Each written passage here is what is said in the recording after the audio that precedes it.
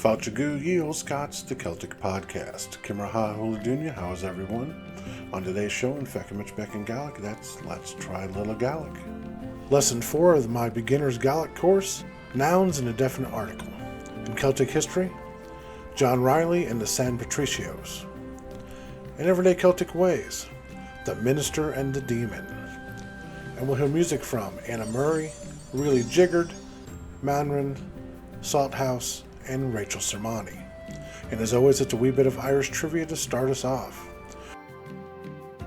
Which Dublin, Ireland college is home to the Book of Kells? Plus, I will debut a new video series for Mondays called Celtic Symbols and Their Meanings.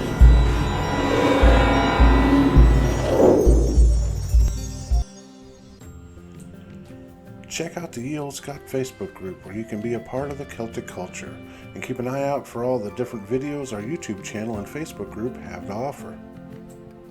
Feuchamaich, let's kick this thing off. Welcome to Learn a Gaelic Song. Today's song is Cadal Chaji and Me, I Cannot Sleep.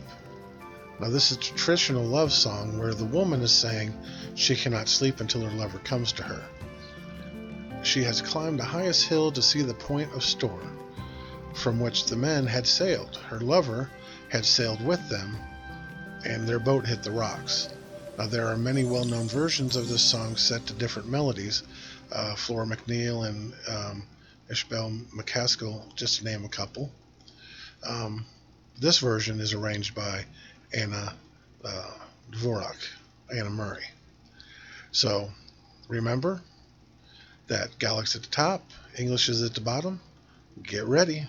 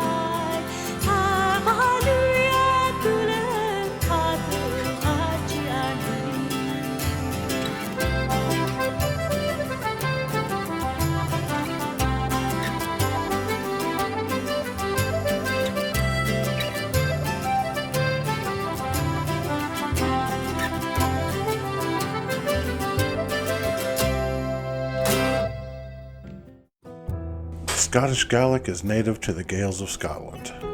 Scottish Gaelic developed out of the Old Irish, and learning this beautiful language can be a direct link to your Gaelic ancestors. Follow along in Feuchamaich Beagan Gaelic, and like I said, let's try a little Gaelic.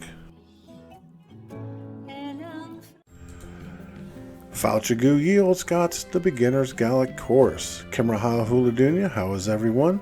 Looky there, you already know how to say welcome to and how is everyone. Alright, in the next 25 lessons of Feuchamaich Beagan Gaelic, that's Let's Try a Little Gaelic, with a little work you can gain a rudimentary understanding of the Scottish Gaelic language. Now, these lessons were taken from my weekly podcast beginning back on May 15th of 2020. So if you like, you can listen to them there as well.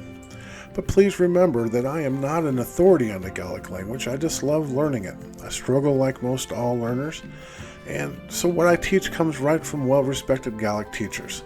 I hope you find it interesting, informative, and fun, and as always, I display on the screen what I'm discussing so you can follow along.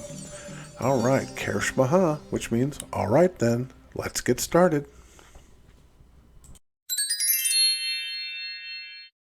And I think we're in lesson 4 today, but as always, I'll display on the screen what I am discussing. Alright, let's get busy. Nouns and the definite article. Now in English, there is an indefinite article and a definite article. For example, the term a cat means some unspecific cat, while the term the cat means a specific cat. In Gaelic, the definite article is part of the noun. So the following is what you'll see. Ha cat snook. A cat is nice, which is not specific. And ha in cat snook. The cat is nice. Now that's specific. Alright, so that gives you the difference between indefinite and definite article. The definite article is a little more complicated than that. The easiest part to understand is the plural definite article. When the noun is plural, the definite article is always na. It doesn't change for any reason. Note, when the definite article is present, plural nouns beginning with a vowel take an H in front. For example, na Gaidhlig, the boys, or na Feuchamaich, the apples. The singular definite article is the most complex part of the definite article. This is because two factors come into play: gender and initial letter. Use the following system to determine the form. Note, we will discuss gender more in depth in a later lesson. Just know that Gaelic has gender. You got male and female words, and things work.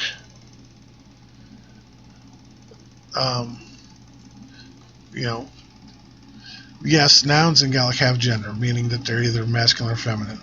English nouns have no gender, which may cause a bit of confusion and difficulty when beginning to learn Gaelic.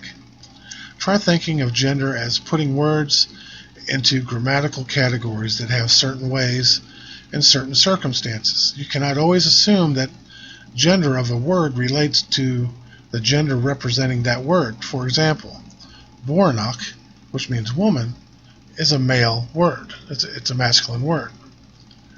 So, luckily, occurrences like this aren't very common. But for the time being, just know that the following about gender: that it exists in Gaelic, that it can vary between dialects. The Gaelic has two genders, masculine and feminine.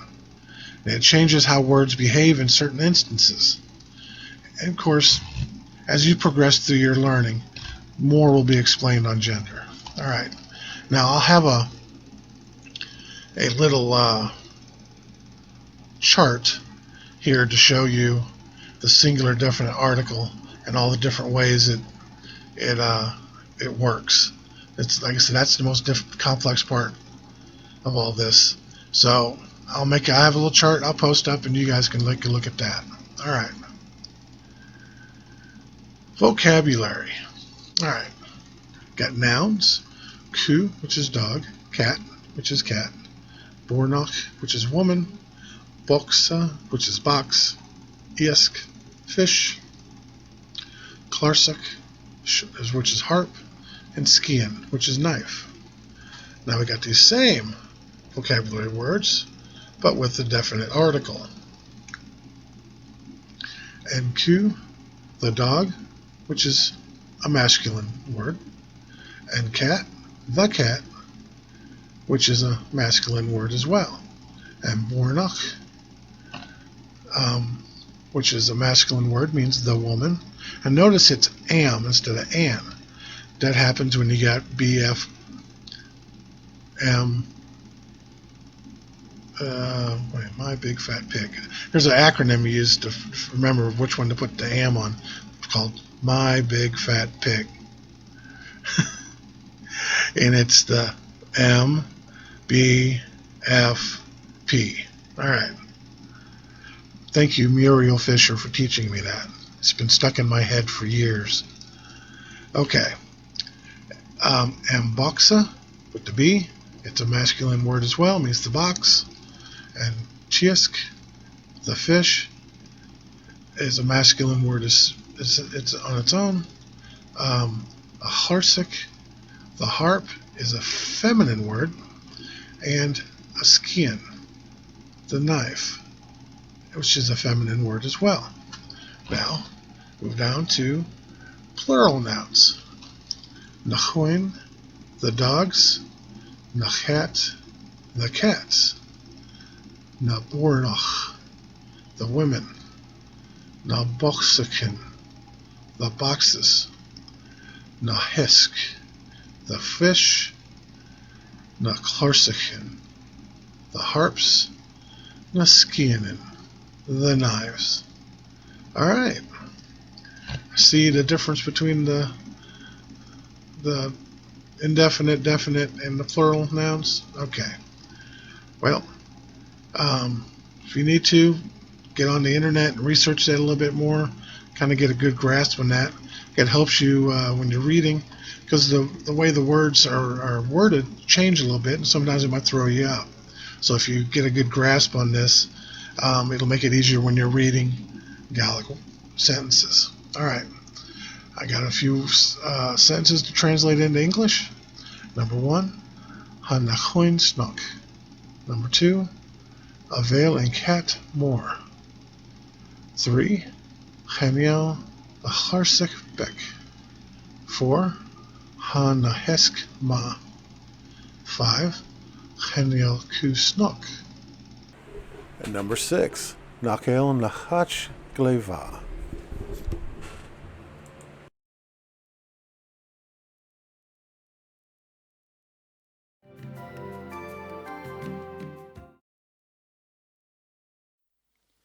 Gürtelig marhami smocherien sasik bram Vonen jak mi bianten artjo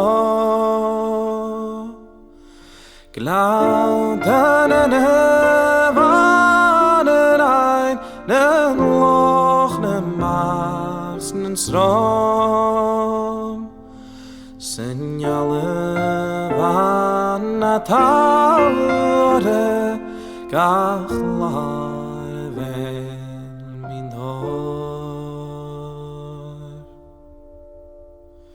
Vakin apitor sacheru mit yevin bahas Confere mesken loje vares buon gebracht Han jen shinjele gachen khosh Maria buon pas Svashiyten nene blian shies snacht gegrien in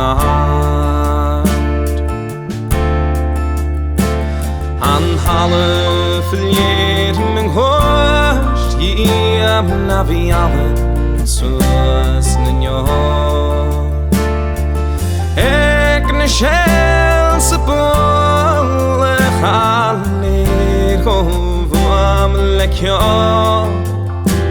Gun Chlashen Yoch Kek Moch Los En Lev Foi Me Gunevor Ach Getan Dur Shakroyara Amos Mohan Jenek Niklo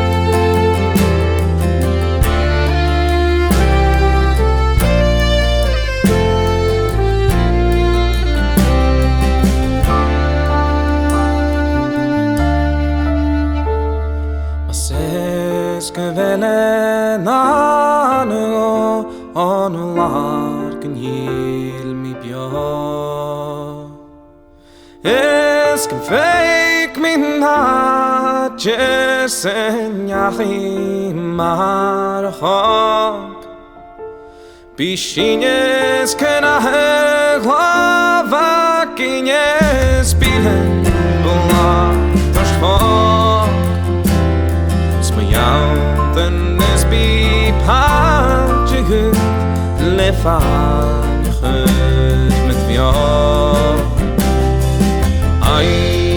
Valat Henerun Nat Lebi Churi Vla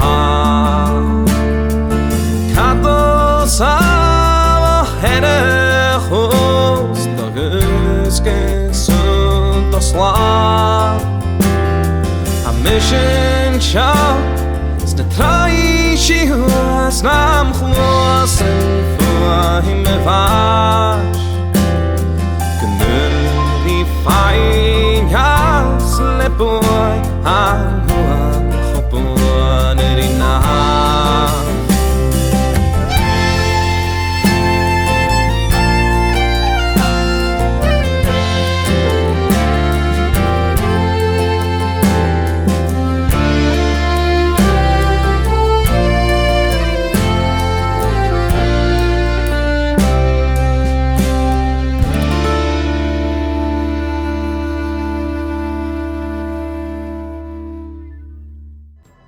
Celtic history brings you the tales of the land, castles, warriors, heroes, legends, and customs that have created the rich, vibrant, and sometimes strange and wonderful history of the Celtic world.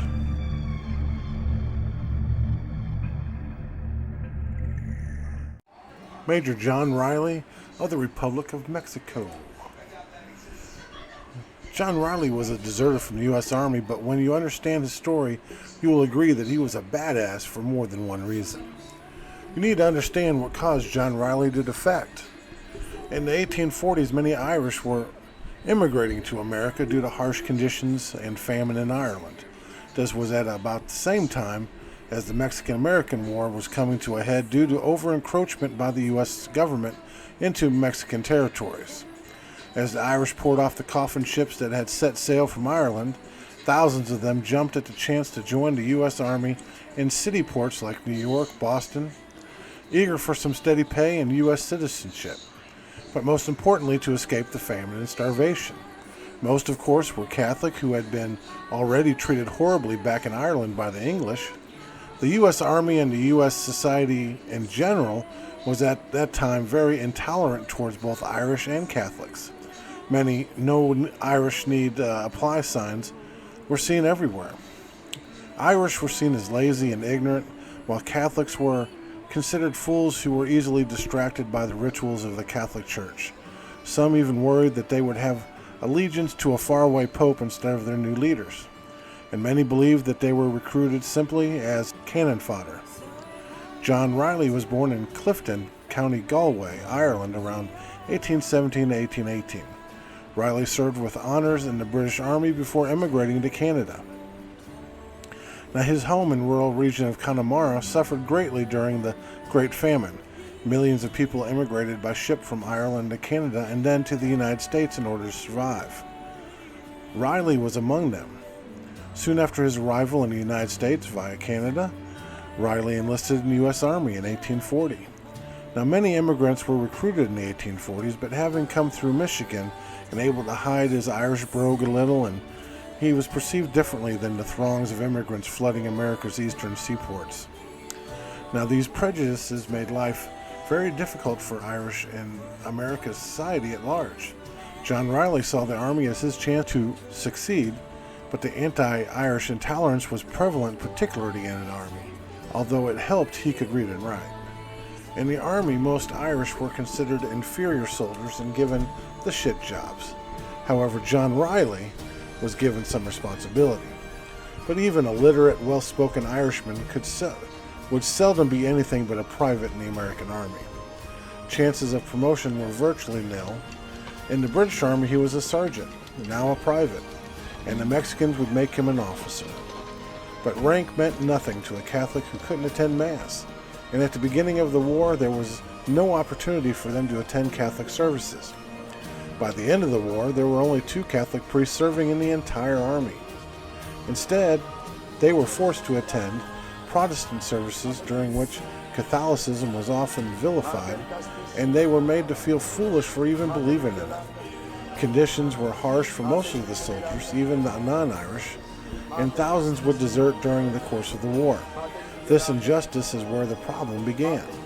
While stationed near the Mexican border, John Riley began crossing over the border, knowing it was a violation, to attend Mass at Mexican Catholic churches.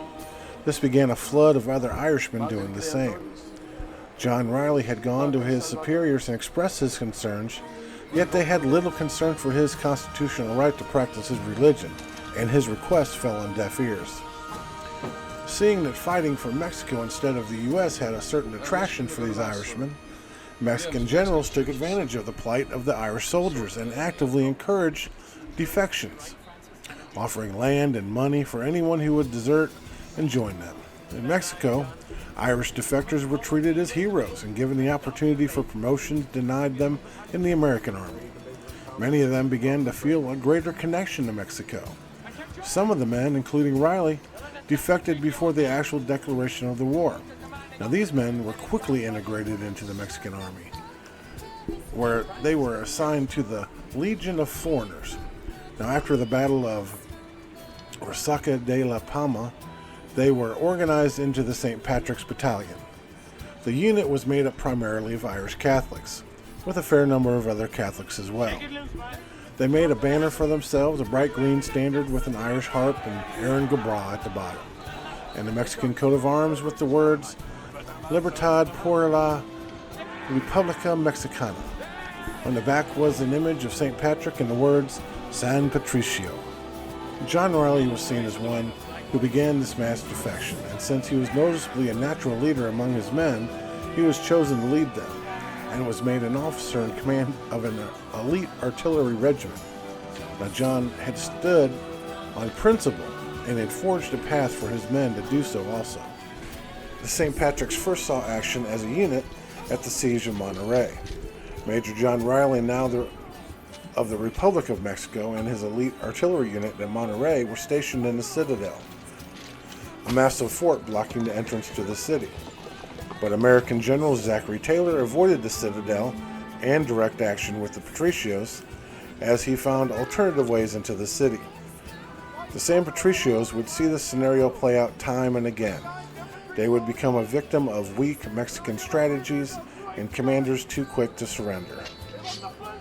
Now, on February 23rd, 1847, Mexican General Santa Anna, hoping to wipe out Taylor's army of occupation, attacked the entrenched Americans at the Battle of Buena Vista, south of Saltillo. The San Patricios played a prominent part in the battle. They were stationed on a plateau where the main Mexican attack took place.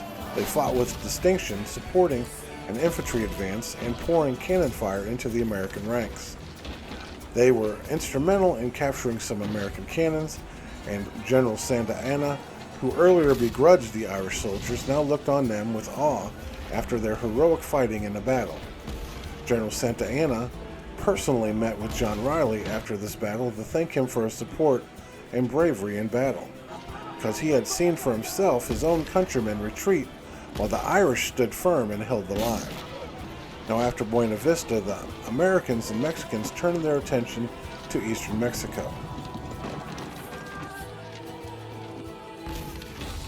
where General Winfield Scott had landed his troops and taken Veracruz, and then marched on Mexico City.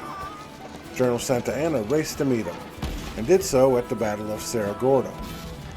Records of this battle have been lost, but the San Patricios with John Riley leading them would most certainly be one of the forward batteries, which were tied up by a diversionary attack of the Americans who circled around to attack the Mexicans from the rear, forcing the Mexican army to retreat once again. John Riley and his men had to be ordered personally to retreat before they would leave. Now, next is the Battle of Churubusco. The Battle of Churubusco was the San Patricios' greatest and final battle. The San Patricios were divided and sent to defend one of the approaches to Mexico City. Some were stationed at a defensive works at one end of the causeway, while the others were in a fortified convent. When the Americans attacked on August 20th, 1847, the San Patricios fought like demons. The order came down from Santa Anna himself to let the Irish fight regardless. In the convent, Mexican soldiers 3 times tried to raise a white flag, and each time the San Patricios would rip it down, sending the Mexican soldiers scattering for safety while they fought on. They only surrendered when they ran out of ammunition. Most of the San Patricios were either killed or captured in this battle, or escaped into Mexico City, but not enough to form a cohesive army unit. John Riley was among those captured, and less than a month later, Mexico City was taken by the Americans and the war was over. 85 San Patricios were taken prisoner in all. 72 of them were tried for desertion, court-martialed. Now, some had never joined the U.S. Army and therefore could not technically desert, although all of the men were convicted.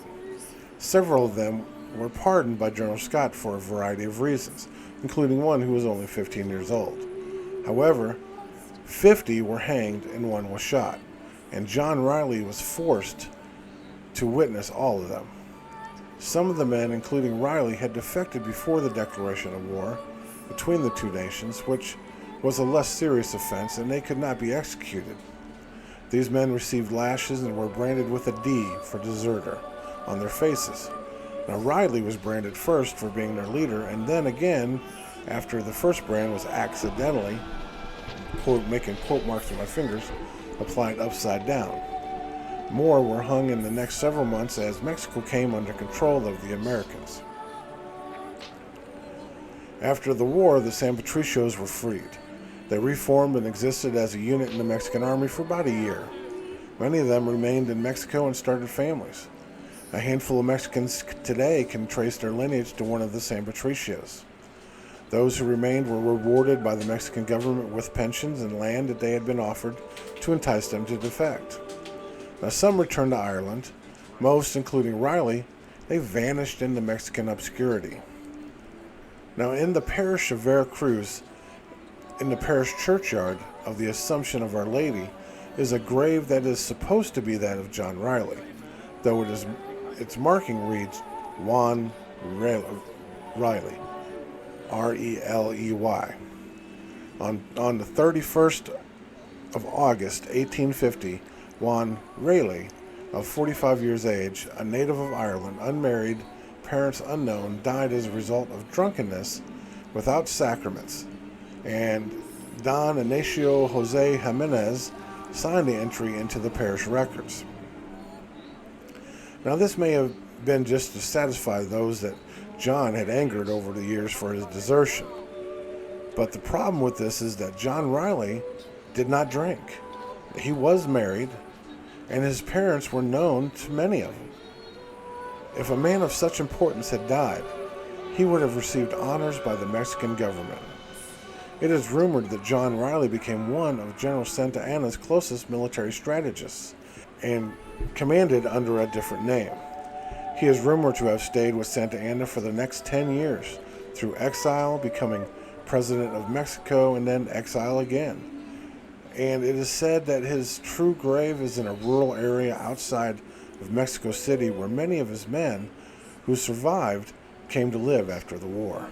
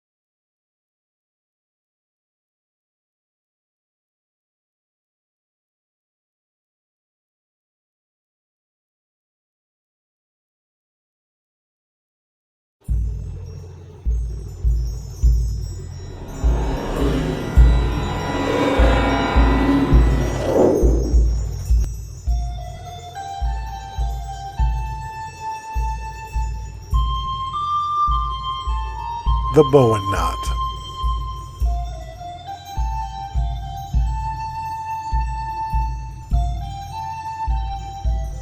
The Bowen knot is not a true knot, but is rather a heraldic knot, sometimes used as a heraldic charge. It is named after the Welshman James Bowen, and is also called the true lover's knot. It consists of a rope in the form of a continuous loop laid out as an upright square shape, with loops at each of the four corners, symbolizing eternal love.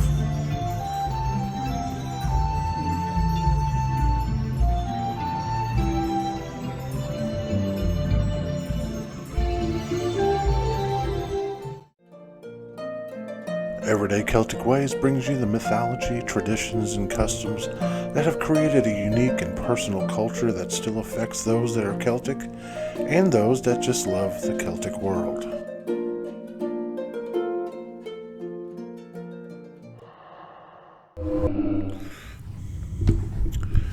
As an eerie mist descends from the Cullen Peaks, and moonlight hauntingly ascends its peaks and valleys, the presence of the other world can be felt.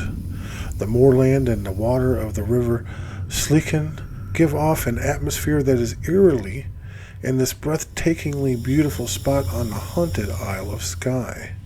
In fact, this area is so hauntingly atmospheric, you would be shocked if there wasn't a tale of haunting, some cryptic creature or witch doing the bidding of the devil himself. However, in this case, it's a haunted car. Sort of. A Dr. Alan MacDonald of Portree recorded the first documented appearance of the 1934 Austin.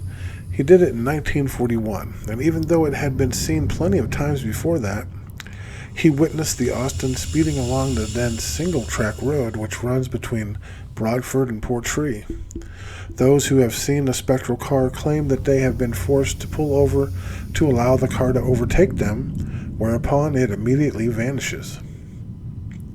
Now, according to local lore, the ghostly driver of the car was a local church minister who was involved in a fatal accident on a mysterious rain-soaked night. Now, he is reported to have left his church with a problem pressing him hard and making him question his faith. Now, the Highland and the Islands of Scotland are stereotypically known for their bitter clan feuds. One of the most infamous of these long-running wars was the conflict between the MacLeods and the MacDonalds. The feud lasted hundreds of years and only ended when the Scottish crown stepped in to forcibly end the conflict. So one might expect that there would be ghostly encounters in the haunted Isle of Skye. Now, this can be found at Hardacory. In 1395, a fierce battle between the MacLeods and MacDonalds took place in the quarry. Now, it lasted the entire day until not one MacLeod was left standing. The bodies were piled around the base of a huge rock topped by a rowan tree. The stone is still called the Bloody Stone. Now, this minister was investigating a report from a young couple who had hiked into the Cullens and had a picnic unknowingly at the foot of the rowan tree. The young couple reported seeing a demonic presence that chased them from their moment of respite and sent them racing from the area in pure terror for their eternal souls. Probably because they had one thing on their mind that day, and they weren't married. Now, the minister, after going up to this site, returned in a hurry and was said to be acting like a different person. He was fraught with a problem and was at what those around him called a tether. As a result, he lost his mind, and while racing back up to the site to confront his demons in his 1934 Austin, he had an accident. Now, some say he was in a mental and physical battle with a demonic presence that he had brought back, and he fled the church in a hurry to distance the demon from his flock, always being the protector. Now, he battled the demon as he drove, succumbing to the evil one, or crashing to avoid such a terrible fate. Nobody knows. Now, he is said to appear to others as a warning to stay faithful in the Lord and safe upon the road, as even in the afterlife he still holds a deep responsibility to protect the good people of his flock.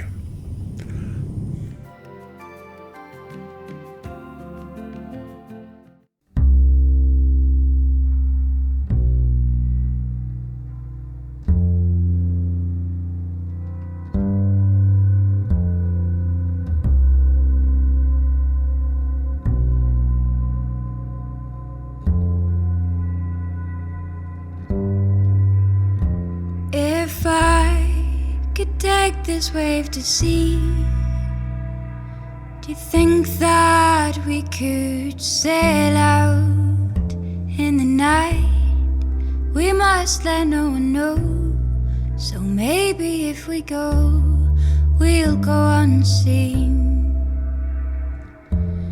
I'll sing below the ripples, heed the seashells of the storm, and we'll swim, knowing they can't touch us. We'll swim, knowing they can't touch us.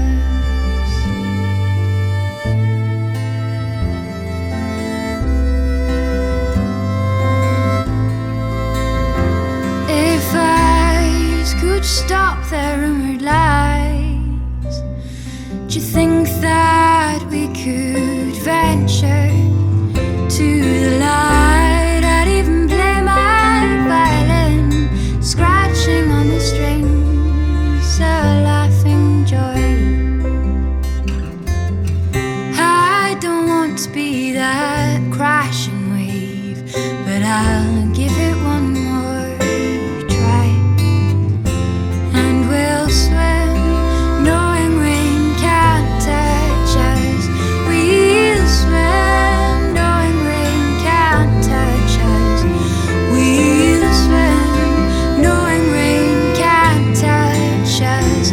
We'll swim, knowing they can't touch us. And I'll shelter you from harm, and my love will keep you warm until all these fears have gone. And we'll swim, knowing rain can't touch us. We'll swim, knowing rain can't touch us. We'll swim, knowing rain can't touch us. We'll swim, knowing they can't touch us.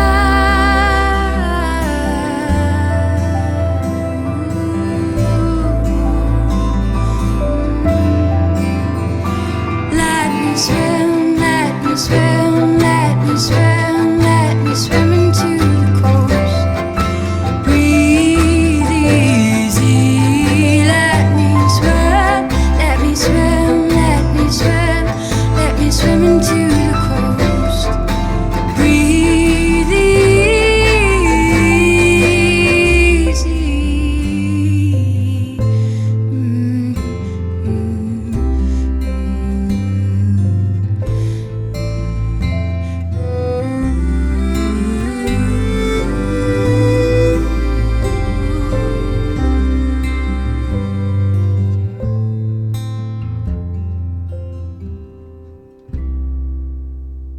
Top 11 Heritage. Now remember to check out my YouTube channel. It's got Celtic music, podcasts, Gaelic language, Gaelic song, Celtic history videos, plus lots more.